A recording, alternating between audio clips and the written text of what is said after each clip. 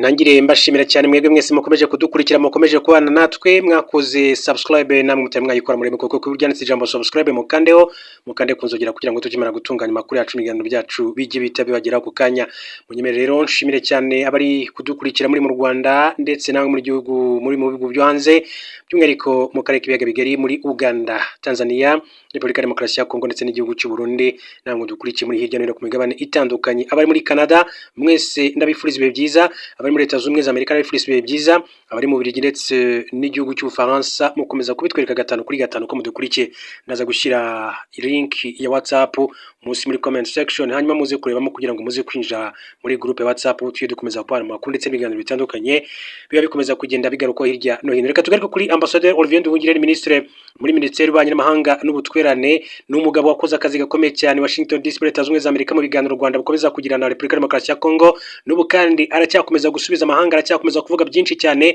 mbabwire ko hari inkuru yihutirwa cyane itugezeho ivuga kuri Ambassadeur Olivier Nduhungire nifuje ko namwe nabibasangiza kugira ngo mu by'ukuri mube mukomeza kugenda muba update mumenya ngo niki kiba gikomeza kugenda kigarukaho mu gihugu cy'u Rwanda nibikiba bikomeza kugenda biba bivugwa ndarebye ndavuga nti iyi nkuru ivuga kuri Ambassadeur Olivier Nduhungire ntabwo rwose nayiherana muri aka kanya cyane ko ari inkuru itunguranye mu buryo bukomeye cyane.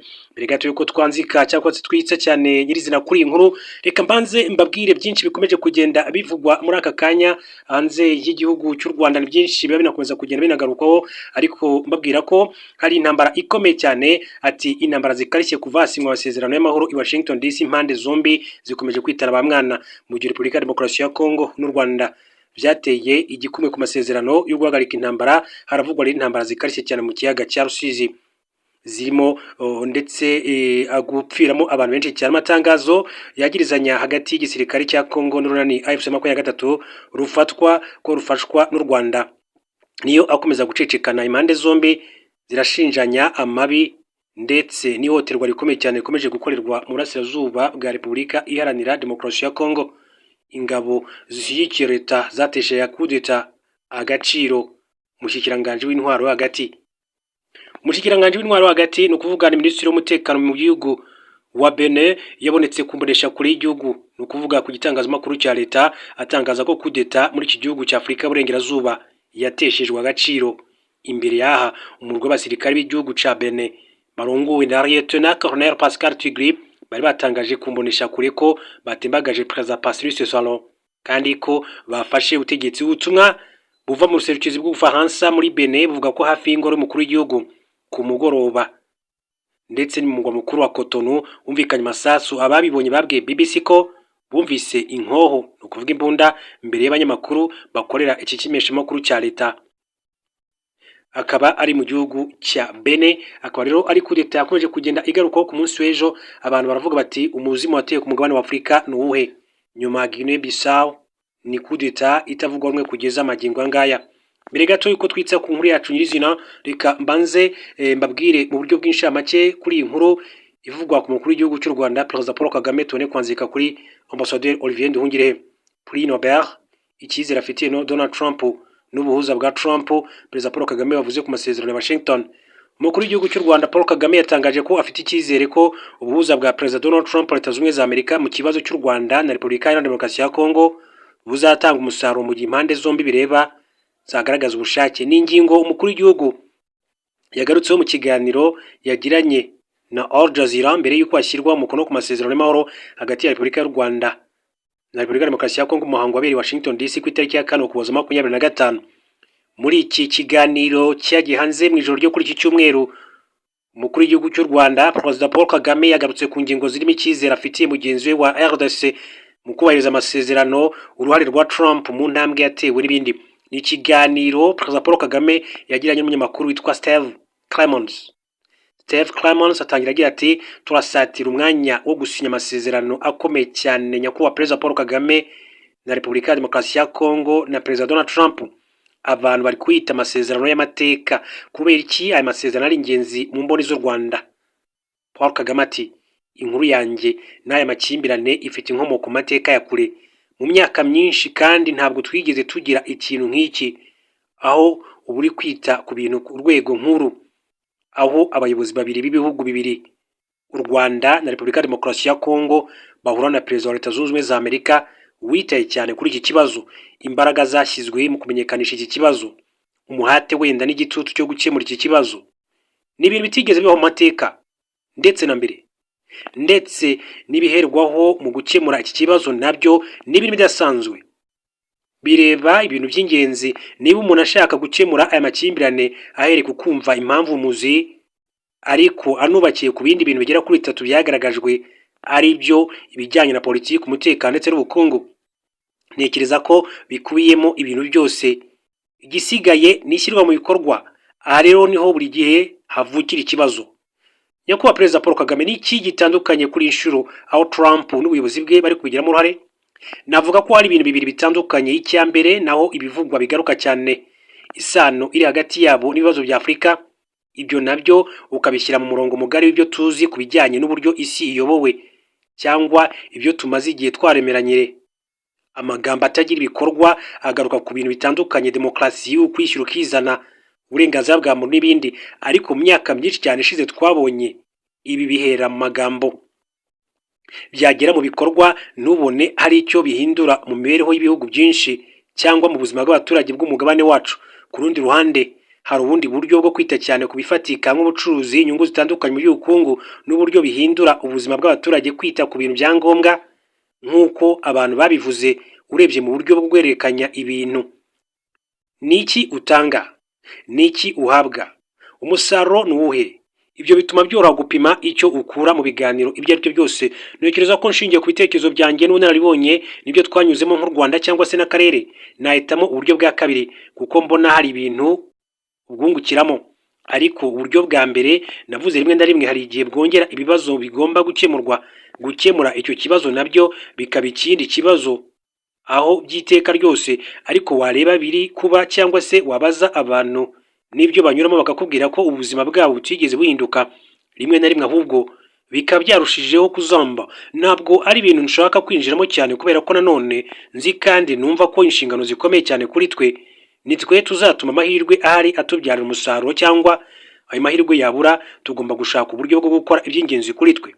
Ntabwo buri gihe mba nshaka kugaragaza uwakoze amakosa, rimwe na rimwe hari n'igihe baba bafite uruhare runini cyane muri ayo makosa, ariko ugasanga uruhare wenda rwatijwe umurindi ndetse no kwihunza inshingano mu gukemura ibibazo byacu no kwirengera inshingano zacu nk'uko bigomba. Ariko twirengagije ibyo byose, ntawe nshaka kugerekaho amakosa. Mbere ko tugaruka mu buryo burambuye kuri icyo kiganiro, reka tugaruke kuri Ambassadeur Olivier Nduhungirehe. Uyu mugabo yakoze akazi gakomeye cyane Washington DC muri Leta Zunze Ubumwe za Amerika. Aya masezerano mwumva u Rwanda rwasinye na Repubulika ya Demokarasi ya Kongo niwe wakunze kugaragara cyane muri ibi biganiro, we na mugenzi we Therese Kayikwamba Wagner wa Repubulika Iharanira Demokarasi ya Kongo. Uyu mugabo agarutse mu isura nshya. Nduhungirehe atamaza Gerard Araud ubaye Ambassadeur w'Ubufaransa muri Loni. Minisitiri w'Ububanyi n'Amahanga w'u Rwanda Ambassadeur Olivier Nduhungirehe yatamaje Gerard Araud wahoze ari Ambassadeur w'Ubufaransa muri Loni, washyigikiye imvugo zishinja u Rwanda kuba nyirabayazana w'ibibazo bya RDC, nyamara hirengagijwe ingingo zikomeye cyane zirimo uruhare rw'Ubufaransa muri jenoside yakorewe Abatutsi. Minisitiri Nduhungirehe yasubizaga Gerard Araud wabaye Ambassadeur w'Ubufaransa muri Loni no muri Leta Zunze Ubumwe za Amerika, wanditse kuri X yahoze ari Twitter ashinja u Rwanda gushoza intambara kuri RDC, avuga ko ngo rutwara umutungo w'iki gihugu rushingiye ku ntege nke zacyo. Gerard Araud nawe yatangaga igitekerezo ku butumwa burebure bwatanzwe n'uwitwa Clément Morin wavugaga ku mpamvu RDC, u Rwanda, Burundi, Uganda bari mu ntambara muri Congo. Imvugo y'u Clément Morin ugaragaza ko ari umwana w'imyaka 19 wiga muri Kaminuza Gatolika ya Lille mu Bufaransa ibijyanye n'imibare y'ibihugu na politike yibasira u Rwanda. Yanditse ko ari rwo nyirabayazana w'intambara muri RDC. Gerard Araud aho kugaragaza ukuri aramushyigikira akoresheje ubutumwa bugira buti ibi ni bigaragaza neza uburyo intambara yashojwe n'u Rwanda binyuze mu gufatirana umuturanyi warwo w'umunyantege nke ariko ukungaye cyane ku mutungo RDC. Minisitiri Nduhungirehe yavuze ko uburyo uyu mwana w'imyaka 19 agaragaza intambara mu burasirazuba bwa Kongo bugamiye cyane ku ruhande rumwe butari bwo ndetse kandi buciritse cyane. Ikibazo kirakomeye cyane, ariko Abafaransa bari kuyobywa n'umwana w'umunyeshuri wiga ibijyanye n'imibare y'ibihugu ndetse agashyigikirwa n'uwahoze ari Ambassadeur. Minisitiri Nduhungirehe niyumva uburyo umuntu wahoze ari ambasaderi w'Ubufaransa muri Loni ashyigikira ibyavuzwe ku ntambara yo mu burasirazuba bwa RDC mu gihe hirengagijwe bimwe mu bice by'ingenzi bigize aya mateka. Bimwe mu bice byirengagijwe Minisitiri Nduhungirehe yagaragaje birimo jenoside yakorewe abatutsi mu mwaka w'igihumbi kimwe magana cyenda mirongo icyenda na kane mu Rwanda n'uruhare Ubufaransa bwayigizemo ndetse bukanaharurira inzira abo mu ngabo za Habyarimana n'interahamwe bagahungira mu cyahoze ari Zaire bamaze kwica abarenga miliyoni muri jenoside. Mu bitagaragajwe mu butumwa bw'uyu mwana kandi harimo ubufasha Zaire cyangwa se Repubulika ya Demokarasi ya Kongo uyu munsi yahaye izi ngabo zakoze jenoside ndetse n'uburyo Loni yananiwe kwambura intwaro abo muri Exfal interahamwe bigatuma bakomeza kugenzura inkambi z'impunzi no gutegura ibitero ku Rwanda. Yakomeje agira ati MONUSCO uyu munsi yarananiwe bigaragara, nyamara imaze imyaka 26 ikorera muri RDC ifite ingengo y'imari igera kuri miliyari 1.5 y'amadolari y'Amerika buri mwaka, kandi yarahawe inshingano n'inama ya Loni ishinzwe umutekano ku isi zo guhashya imitwe yitwaje intwaro harimo n'uwa genocidaire wa FDLR urwanya leta y'u Rwanda. Indi ngingo irengagijwe ni y'uburyo MONUSCO yatatiye inshingano zayo ahubwo ikajya kwifatanya n'ibiro ry'ingabo za leta, kabone n'ubwo ryarimo umutwe wakoze jenoside mu Rwanda kandi warahanwe na Loni bizwi. Yibukije kandi ko uyu mwana yirengagiza nkana ubufasha, inkunga ndetse n'imikoranire ya guverinoma ya RDC na FDLR, ndetse iki gihugu kikaninjiza abo muri uyu mutwe w'iterabwoba mu ngabo zacyo, kikanabatiza umurindi mu bitero bakunze kugaba ku Rwanda. Ambassadeur Olivier Nduhungirehe ntiyumva uburyo uwashatse gusobanura iby'ibibazo byo mu burasirazuba bwa RDC yakwibagirwa imvugo z'urwango n'akarengane bikorerwa abanyekongo bo mu bwoko bw'abatutsi bikozwe n'abayobozi ba Kongo ndetse n'imitwe yitwaje intwaro y'iki gihugu. Ati byagejeje no ku bikorwa byo kubica urubozo mu ruhame, aho abanyekongo mu bwoko bw'abatutsi bamwe batwitswe ari bazima ndetse bakanaribwa. Minisitiri Nduhungirehe yibukije imbwirwaruhame Félix Antoine Tshisekedi yagiye atanga mu buryo bunyuranye, haba kuri za televiziyo mu bikorwa byo kwiyamamaza, yizeza ko azarasa Kigali agakuraho ubuyobozi buriho mu Rwanda, ariko byose byarengejwe ingohe. Ikindi yibukije ni uburyo ingabo za Kongo zikomeje kugaba ibitero ku baturage b'abasivili muri Kivu y'Amajyepfo yifashishije drone, indege z'intambara, abacansho n'ingabo z'u Burundi. Yavuze ko nubwo u Rwanda rwanengwa mu buryo bwose, ariko kugaragaza intambara imaze imyaka 30 mu buryo bw'ubujiji nk'ubusaruro w'u Rwanda rufatirana umuturanyi warwo RDC nk'umunyamantege nke rugafata umutungo we, haracyari umurongo nka ambassadeur w'inararibonye ndetse n'umusesenguzi mu bya politike atagombye kurenga. Akaba rero ari amagambo akomeye cyane ya ambassadeur Olivier Nduhungirehe yagiye agarukaho asubiza Ujela aho wabaye ambassadeur w'Ubufaransa muri Loni yirengagije uruhare rw'igihugu cye muri jenoside yakorewe abatutsi yibasira igihugu cy'u Rwanda. Ndireye ingingo gatoya turebe n'andi makuru atandukanye yakomeje kugenda avugwa. Reka mbabwire ko kuyavugwa ku gihugu cya Ukraine, Zelensky yitezwe mu biganiro byo ku rwego rwo hejuru muri Ukraine mu biro bya Minisitiri w'Intebe w'Ubwongereza. Perezida wa Ukraine Volodymyr Zelensky kuri wa mbere arahura n'abategetsi bakomeye cyane b'i Burayi mu nama i London mu Bwongereza, mu gihe inshuti za Ukraine z'i Burayi zitegura kugira igisubizo cyazo kuri gahunda ya Amerika yo gutuma Ukraine igira ibyo yemera guhara, ni ukuvuga kureka mu biganiro by'amahoro nk'uko bikomeza kugenda bigarukaho muri aka kanya. Hanyuma andi makuru akavuga ko abategetsi b'Ubufaransa n'Ubudage baraza kuba bari kumwe na Volodymyr Zelensky hamwe na Minisitiri w'Intebe w'Ubwongereza Keir Starmer mu biganiro bya Minisitiri w'Intebe w'Ubwongereza byitwa Number 10 Downing Street, mu gihe bashaka gutuma amasezerano ayo ariyo yose yagerwaho yakumira igitero icyo aricyo cyose cy'Uburusiya cyo mu gihe kiri imbere. Iyo nama yo ku rwego rwo hejuru ikurikiye ibiganiro byari bimaze iminsi cyane igera kuri 3 bibera muri leta ya Florida muri Amerika, aho intumwa nkuru za Zelensky zasabye ko haba impinduka kuri gahunda y'ibiro bya Perezida Donald Trump byitwa White House ifatwa henshi ko yubahiriza iby'ingenzi mu byo ibiro bya Perezida w'Urusiya byitwa Kremlin isaba. Amerika na Ukraine byavuze ko hari intambwe yatewe, ariko ku cyumweru Perezida wa Amerika Donald Trump yagaragaye unenga Zelensky avuga ko atasomye umushinga w'ayo masezerano. Bwana Trump yabwiye abanyamakuru ko yatengushywe gake no kuba Perezida Volodymyr Zelensky atari yasoma umushinga w'ayo masezerano kugeza mu masaha makeya ashize. Yongeye ati abaturage be barawukunda, iyo ubitekerejeho usanga ko Uburusiya bwakwifuje kugira gufata igihugu cyose, ariko Uburusiya niko mbyemera bunyuzwe nawo n'uwo mushinga, ariko sinzi neza niba Zelensky anyuzwe nawo. Trump agaragaye nk'uwari urimo gukomoza ku mushinga mushya w'amasezerano y'amahoro, agamije kurangiza intambara Uburusiya bwatangije kuri Ukraine kuva muri Gashyantare 2022 wavugururiwe umujyi wa Miami muri leta ya Florida nyuma y'ibiganiro byayobowe n'intumwa nkuru nshya ya Zelensky. Mu biganiro Rustem Umerov n'abajyanama ba hafi ba Trump, intumwa yihariye ya Trump Steve Witkoff nk'umukwe wa Trump Jared Kushner.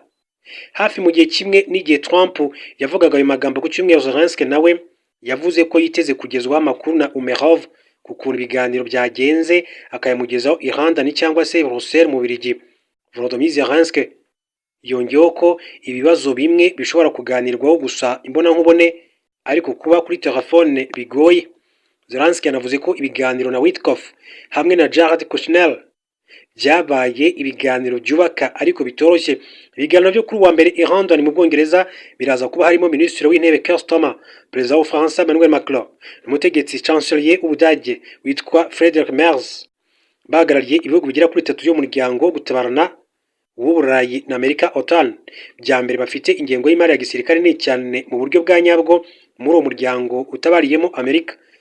Ibiro bya Number 10 Downing Street byavuze ko iyo nama yibanda ku biganiro by'amahoro bikomeje cyane n'intambwe zikurikiyeho, mu gihe Minisitiri mukuru muri leta y'Ubwongereza Pat McFadden yavuze ko iyo nama yiga ku buryo bwo gutuma Ukraine ishobora kugena ejo hazaza hayo bwite. Hanyuma rero ni byinshi cyane bikomeza kugenda bigarukwaho muri rusange, makuru abari menshi cyane abakomeza kugenda agarukwaho hirya no hino, mbabwira ko hari kudeta, hari ibibazo by'umutekano muke mu burasirazuba bwa Kongo, mu gihe rero Repubulika ya Demokarasi ya Kongo rero n'u Rwanda vyatevye igikumu ku masezerano yo guhagarika intambara. Haravugwa intambara zikarishe mu kiyaga ca Rusizi ziriko ziha inkumbi. Matangazo yagirizanya hagati y'igisirikare ca Kongo n'urunani AFC 23 rufatwa ko rufashwe mu mugongo n'u Rwanda niyo acana ko impande zompi zigirana amabi yagomera munwa. U Rwanda ruhakana gufasha umuhari. Mu itangazo ryaraye risohowe mu masaha itereye nijoro kwa gatandatu, igisirikare ca RDC cagiriza ico Rwanda ko congereye ibitero vya Muzinga gifatanyije na AFC 23 kuva kwa kane w'indwi, igihe abakuru b'ibihugu babiri birebana ayingwe batera igikumi ku masezerano y'amahoro i Washington DC. Iri tangazo ryasohowe na General Major Sylvain Kenge Bomusa avugira FARDC, ryagiriza iki gisirikare ko carekuye ibisasu vya Muzinga byarasigwa i Bugarama mu Rwanda, bikaraswa mu turere dutuwemo n'abantu benshi cyane mu kiyaga ca Rusizi uva ikamanyora utera uja mu gisagara ca Uvira. BBC yasavye umuvugizi w'igisirikare cy'u Rwanda kugira ngo igire ico abivugaho, ushika ubu ntaco ari yasubiza. Ibintu bimeze nabi kandi ubu ukozi bw'ibikibi burarenze urugero. Abasivili benshi cyane ba Kongo bishwe muri ubu buryo bwa bunyamaswa bw'u Rwanda n'uburozi ati bw'ikibi bya AFC 23 nkuko bivuga, niko iri tangazo rya General Major Sylvain Kenge Bomusa bivuga. Ribandanya yigira ati ibikorwa bigize ivyaha byo mu ntambara hamwe n'ivyaha vyironda byibasinywa ku muntu ati bikorerwa ikiremwa muntu byerekana atagucereranya ukuntu Kigali idatezura mu ngendo yayo yo gusuzugura amakungu. Ku bwa FARDC ati nta yindi ntumbero u Rwanda rufise atari ugutoba umugambi uwo ari wose wo kugarukana amahoro, nubwo ruba rufise ivyo rwiyemeje imbere y'ivyabona nk'uko General Major Sylvain Kenge Bomusa abivuga. Ni tangazo rero nyine ryasohowe na Repubulika ya Demokarasi ya Kongo rishingiye igisirikare cy'u Rwanda, ariko ahangaha ndagira ngo tuhashyire umucyo. Igisirikare cy'u Rwanda ni kenshi cyagiye kigaragaza ko ingabo zacyo zitari muri Kongo cyangwa se mu burasirazuba bwa Kongo. U Rwanda rwabigarutseho kenshi cyane, yaba muri biganiro, ahubwo unarebye no mu ngingo zagarutswe muri amasezerano i Washington DC muri Leta Zunze Ubumwe za Amerika, nta namwe hari ingingo ivuga ngo u Rwanda niruvana ingabo muri Kongo. Kuko nibaza yuko yaba ingabo z'u Rwanda RDF ziri muri Kongo, iyo ngingo ntabwo yakaba yarasigaye muri amasezerano yasinyiwe i Washington DC. Ahubwo harimo ingingo ivuga ngo Kongo nisenye burundu umutwe wa FDLR, umutwe ugizwe n'abajenosideri n'abandi bagiye bacengezwamo ingengo batekereza jenoside mu burasirazuba bwa Kongo, n'ubundi uhora wifuza gukora iki? Guhungabanya umutekano w'igihugu cy'u Rwanda.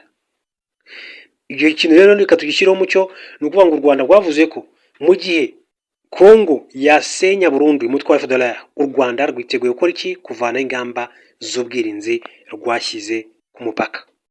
Nuko bimeze.